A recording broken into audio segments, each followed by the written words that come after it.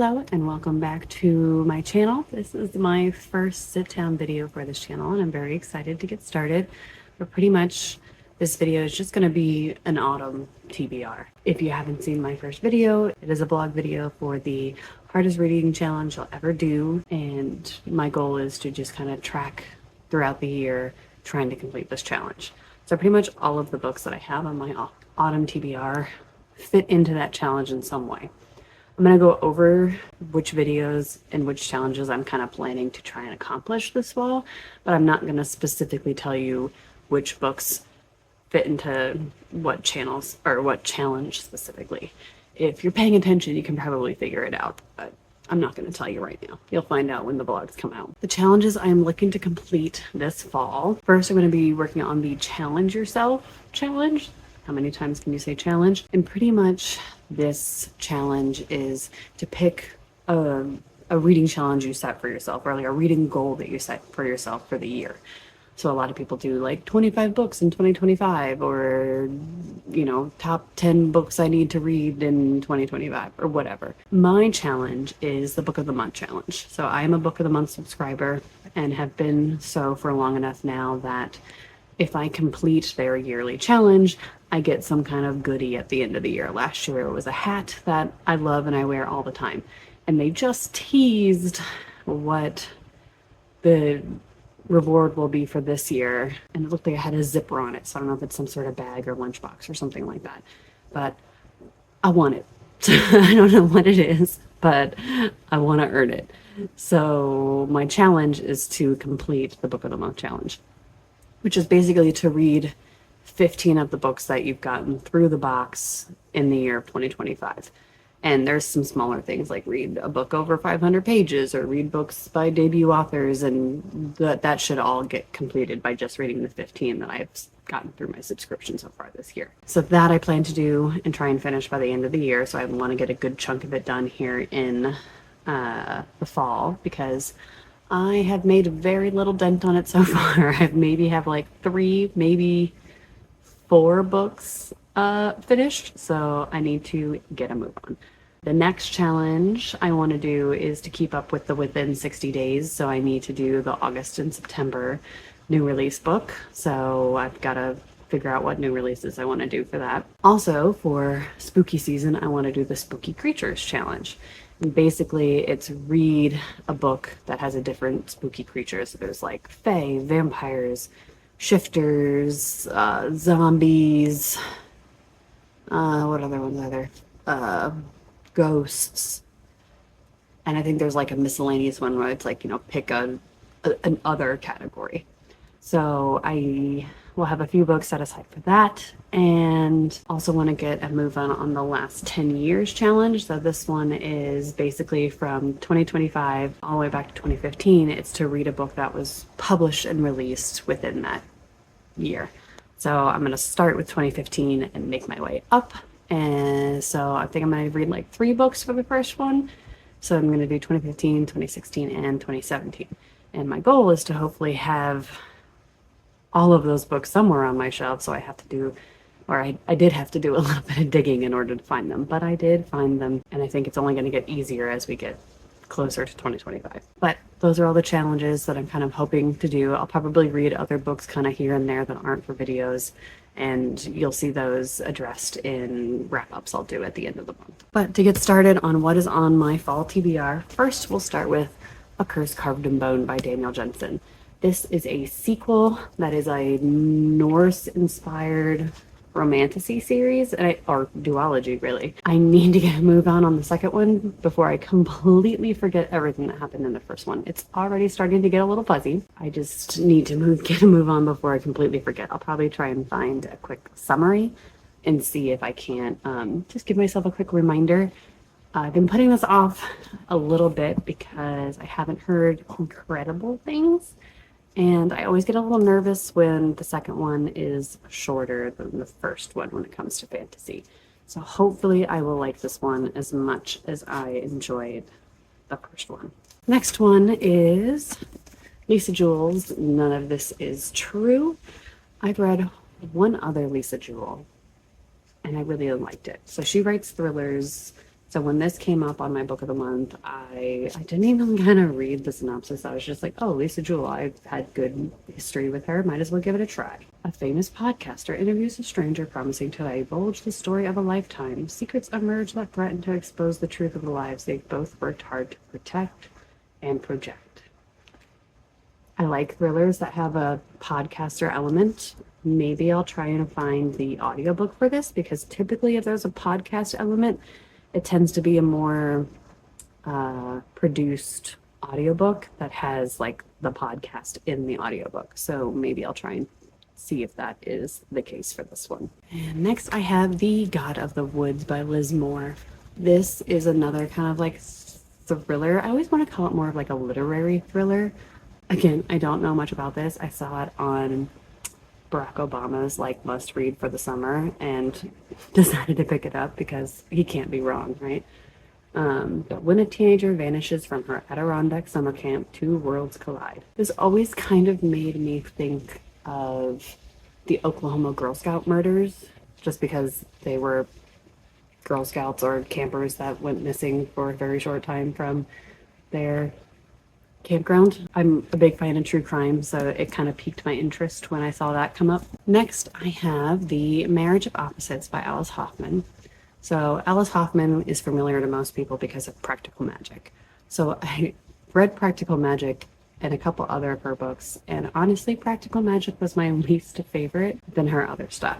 And I've always kind of liked her because she does historical fiction. She always kind of does it from the perspective of Jewish immigrants, which is always interesting. And this is about a woman who is forced into a marriage in order to like protect her family in some way or to keep her family afloat. When it comes to historical fiction, I like this stuff. I think my favorite from her was Dove Keepers. I have several of these on my shelves because my mom is a big fan of Alice Hoffman, and I need to start getting through them because I have fallen behind. Speaking of another book I've fallen behind on, Perfect Little World by Kevin Wilson. I got this as a proof from a bookstore,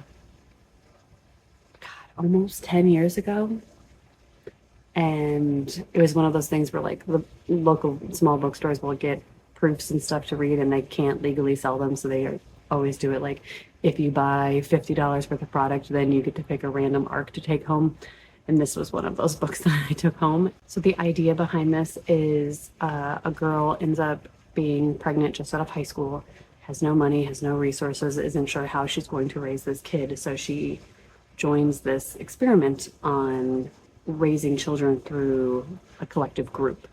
And as far as I know, the children never know who their actual biological parents are. They just know they're being raised by this group. And whether or not that kind of child rearing is effective. And I'm assuming things don't go well. Otherwise, why would we be reading a book about it? It has always intrigued me, and for whatever reason, it's taken me almost 10 years to finally pick it up. Next is Monstrillo by Gerardo Samano Cordova. I originally saw this when it was Kayla over at Books and Lala's pick for the Literally Dead Book Club. A woman's son dies, and I don't know if she somehow brings him back or he comes back on his own as this little gremlin-y golem creature. All I kind of really need to know was that. That sounded interesting enough, and typically Kayla and I have similar likes in horror, so it was an automatic pickup by me. Next, another book that's been on my shelf for a long time, With Malice by Eileen Cook. I can't even tell you when or where I picked this up. This is one of those books that I must have just found in a charity shop somewhere. I had maybe like heard of it once and grabbed it because it looked familiar. But I believe it is a YA thriller. 18-year-old Jill Charn wakes up in a hospital bed, leg in a cast, stitches on her face, and a big blank canvas where the last 6 weeks should be. She discovers she was involved in a fatal car accident while on a school trip in Italy. Why? This is sounding kind of like Amanda Knox. Was this inspired by Amanda Knox? I'm intrigued. I feel like I need to do some research, but maybe that's why I picked it up. Because again, I like true crime, so I'm familiar with the Amanda Knox debacle. And maybe that's why I picked this up, is because it kind of sounds like it. Two friends, an exotic foreign location, the potential for jealousy and revenge, and an accident that looks like it might have been murder. Sounds like Amanda Knox to me, so I'm a bit more intrigued about this again. Next on my list is Don't Let the Forest In by C.G. Drews. This piqued my interest again. Again, a YA thriller. I don't normally pick up YA anymore, but recently some of the YA thrillers have really been jumping out at me. And this one jumped out at me because well, not a thriller, it's more of a horror. And it has to do with fae and horror. Because I feel like most fae anymore are like sexy fae like you find in Sarah J. Maas books. When originally, like, traditional Celtic fae are some pretty nasty, gnarly creatures. And I feel like this leans more towards that traditional sense of the fae, and that piqued my interest with this because it kind of has this dark academia vibe about these kids that are going to the school, and one of them kind of starts acting strangely and it's like disappearing into the forest, and that kind of vibe when it comes to traditional Celtic fae mythology sold me immediately. So I really can't wait to pick this one up. And I've heard really good things about this. It has a pretty high rating on Goodreads, I think like 4.6 maybe. And I feel like for YA horror, that's really good. Next, I have Wolf Song by TJ Klune. I have read, what have I read? The Cerulean Sea one of his, and adored it. And I've kind of put off reading any of his other stuff because I'm worried it's not going to be as good as that one, because I loved that book. So I thought I would maybe backtrack on his stuff and then move to his newer stuff and kind of read it in publication order. This was kind of the first of his older stuff that I've heard really good things about. All I really know is it's about shifters, and I mean, he is my pack, my mate, my alpha. That sounds like a romance to me. I have to say, I feel like supernatural romance was such a big thing, I don't know, 10 years ago, and it was a train I never boarded. So maybe this will be my entrance into the supernatural romance, and maybe I'll be, I don't know, a shifter romance girly in the future. Next, I have Blackwater Sister by Zen Cho. This girl starts to hear voices, and in her case, she might have hoped that she might have had a mental disorder, but instead she's seeing ghosts, and she's hearing the voices of ghosts. And she's hearing the ghost of her grandmother, and her grandmother wants her to get revenge on someone, and she's going to use her granddaughter to do it since she cannot do it from the grave. I feel like it sounded like an interesting perspective on a ghost story of someone being kind of like caught in the middle between a dispute of a dead person and someone who pissed them off while they were alive, and kind of sounded like a good time. So I'm excited to pick this one up. All right, and next I have S.T. Gibson's A Dowry of Blood. This is kind of I don't know if I would call it a retelling, but it is very involved with Dracula. One of my favorite horror and classic books of all time is Bram Stoker's Dracula. So I will pick up anything that has to do, or, touches even loosely on the Bram Stoker's version of vampires. I am a little bit worried about this though, because I know Gavin from Gavin Reads It All hated it. So either I'll be on the same boat as you, Gavin, or I'll love it and not understand where you're coming from at all. Next, I have The Book of the Witching by C.J. Cook. This is about a mother whose daughter goes on some kind of rural camping trip and gets into an accident, and when she wakes up from being unconscious, she has no memory of who she is, and she claims to be this person called Nyx. And the mother then decides to go to where she was camping to try and figure out what happened and why her daughter has zero memory of her actual life and is believing to be this person called Nyx. When she gets there, she finds some crazy old tales of witchcraft and stories and grudges that go back centuries. Again, anything kind of historical fiction, witchcraft, lots of buzzwords going off on me, and I love the crow on the front. I feed the crows in my backyard hoping they'll leave me presents, and so far they've left me a mushroom and a coiled piece of metal. So I still have a lot of work to do on that relationship, but I love anything with crows. Next, I have The Bones Beneath My Skin by TJ Klune. I know I said I was going to try and read his books now in publication order, but this is his newest, and it sounds incredible. So our main character, he is kind of on the down. He lost his job. His parents just died. His brother won't talk to him. So in order to try and get his life on track, he goes to his parents' or a family's like abandoned cottage, kind of out in the middle of nowhere. And when he gets there, it's not abandoned. There's a man and his daughter living there. And what sold me on this is the fact that the man who's kind of squatting in this house named Alex, his daughter refers to herself as, she's 10, and she refers to herself as Artemis Darth Vader. And that sold me, because any kid that can decide that that's going to be their name, I'll read a book about them for sure. Kind of sounds like it's going to be a very heartwarming and heartbreaking story all at the same time. So can't wait to be destroyed. Next, I have The Names by Florence Knapp. And this one grabbed my attention in kind of a unique way. So I don't know about everyone else, but I often think about how my life could or would be different based on like the smallest, weirdest things. You know, if I had, changed or went to a different college, or if I had done this, or if I had done that, or if my name was different. And that's kind of what this is. It sounds like it's a kind of multi-timeline story where a woman sees how her life would have been different if she had just had something as simple as a different name. And I love stories with parallel timelines. They can get really messy really quickly, so I either kind of love them or hate them, but when they're done well, they're done well. And they're so good.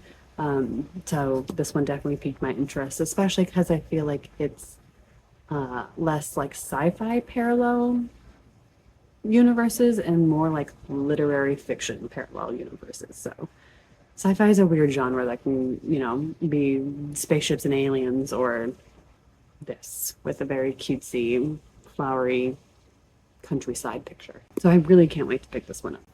This was kind of a cover buy, and then I read the synopsis, and the synopsis sounded good anyway, so I, felt like I got lucky. Immortal Consequences by Ivy Marie. So this is a really pretty edition with the sprayed edges with the hibiscus flowers. And from what I can tell, this is a YA kind of magic school, which again is another big buzzword for me. I love a magic school, and it's a competition in a magic school. And again, kind of all I needed to know to decide that I had made the right choice on picking this one. So I'm excited to start this. And again, I'm kind of shocked as to how much YA I picked for this, because typically YA isn't anything I gravitate towards anymore. So I'm excited to kind of see what 2025 YA is like these days. Other ones that are kind of on my radar that I just don't have physical copies of yet because either they're not out or I just haven't picked them up at the store yet. I've talked about The One Yellow Eye by Lee Bradford before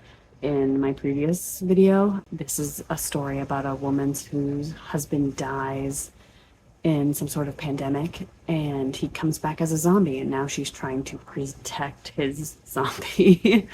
And again, it's a debut novel, and it sounds fantastic, so I really can't wait to pick that one up. Catabasis by R.F. Kuang is coming out at the end of August, I think. I have it pre-ordered. I need to go pick it up when it comes out. I'll just read anything by R.F. Kuang.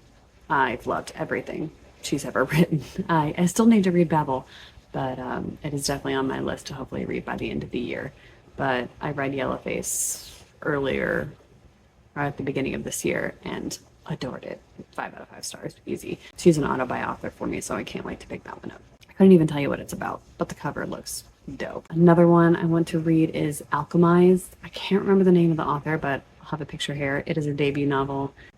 Just had buzzwords when I quickly read the synopsis, where she's in like this witchy kind of village. It's kind of historical fiction, and she is a well-known or like aspiring alchemist that shows a lot of promise, but then something goes wrong. And I don't know, it just sounded very interesting. I read a quick summary and was like instantly put it on my list. Those are just a few of what I hope to get to this fall. Again, things might, move around and change.